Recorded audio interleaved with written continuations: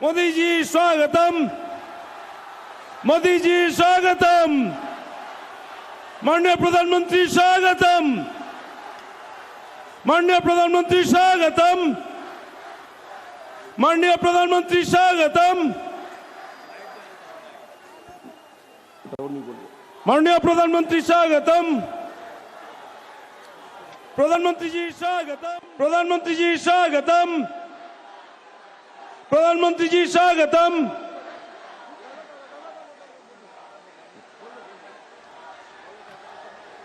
ইতিমধ্যে রাজনৈতিক বার্তা দেওয়া এখনো পর্যন্ত সম্পূর্ণ হয়নি, তাই আগের সভা থেকে তিনি যখন বেরোলেন তখন বলে এলেন যে কাওয়াখালীর মাঠে তিনি পৌঁছবেন।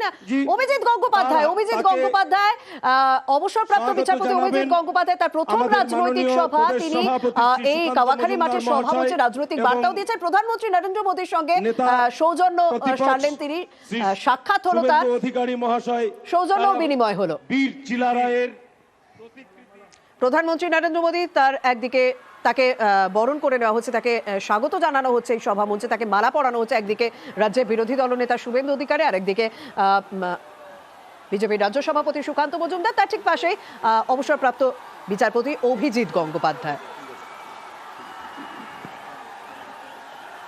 বিজেপি নেতৃত্বে উপস্থিত। এটা চতুর্থ সভা। কৃষ্ণনগর, আরামবাগ, বারাসাত, তারপর শিলিগুড়ির চতুর্থ সভা, অর্থাৎ গত 9 দিনে রাজ্যে চতুর্থ সভা নরেন্দ্র মোদীর, এবং তাও আবার উত্তরবঙ্গে। সেই উত্তরবঙ্গ থেকে আর কিছুক্ষণের মধ্যেই প্রধানমন্ত্রী নরেন্দ্র মোদী রাজনৈতিক বার্তা তিনি দেবেন। মানুষ ভিড় করেছেন, দূর দূরান্ত থেকে মানুষ গিয়েছেন, এবং সেই ছবি দেখা যাচ্ছে। বর্মার প্রতিকৃতি তুলে দিয়ে তাকে স্বাগত জানাবেন।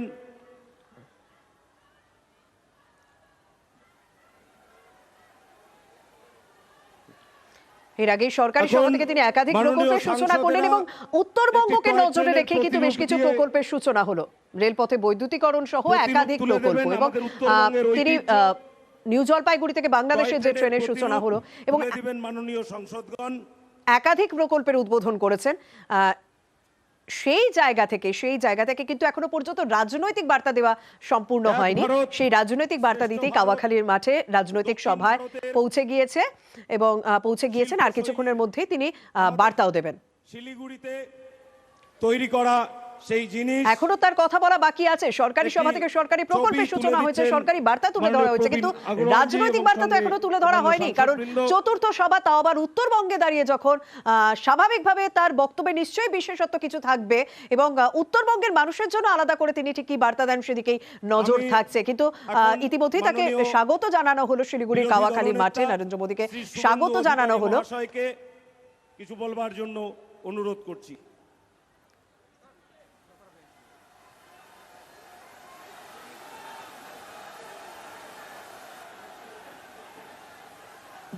भारत माता की, भारत माता की। বিশ্বের সর্বশ্রেষ্ঠ নেতা, ভারতবর্ষের যশস্বী প্রধানমন্ত্রী, আমাদের মার্গদর্শক, 140 কোটি দেশবাসীর হৃদয়ের মণিকোঠায় যিনি তার নিজ গুণে স্থান করে নিয়েছেন, শ্রদ্ধাস্পদ প্রাতঃস্মরণীয় প্রণম্য নরেন্দ্র দামোদর দাস মোদীজি, তাকে প্রণাম এবং বন্দন জানাই। আমাদের এই সমাবেশে উপবিষ্ট আছেন ভারতীয় জনতা পার্টির রাজ্যের সভাপতি, লোকপ্রিয় সাংসদ ডক্টর সুকান্ত মজুমদারজি, সম্মানিত মঞ্চ, সমবেত লাখো লাখো উত্তরবঙ্গের জনগণ, আমি আপনাদের শ্রদ্ধা, প্রণাম, নমস্কার, জোহার জানাই। আমাদের প্রধানমন্ত্রীর বক্তব্য শোনার জন্য আমরা এসেছি। তিনি সকাল থেকে আসাম সহ এই উত্তরবঙ্গের জন্য 4,500 কোটি টাকার নতুন উন্নয়ন প্রকল্প আমাদের দিয়েছেন, তার কথাই আমরা শুনব। আমি কৃতজ্ঞতা চিত্তে স্মরণ করি ঠাকুর পঞ্চানন বর্মা, চিলা রায়, দুর্গা মাল্লা, ভানু ভক্ত, ভগবান বিরসা মুন্ডা, চুরকা মুর্মু সহ উত্তরবঙ্গের সমস্ত স্বনামধন্য ব্যক্তি মনীষী এবং আমাদের পথ প্রদর্শকদের। উত্তরবঙ্গ বরাবরই নরেন্দ্র মোদীজিকে দুহাত ভরে দিয়েছেন। 14তে দার্জিলিং দিয়েছেন, 19-এ দিয়েছেন, 21-এ দিয়েছেন, এবারেও এইবার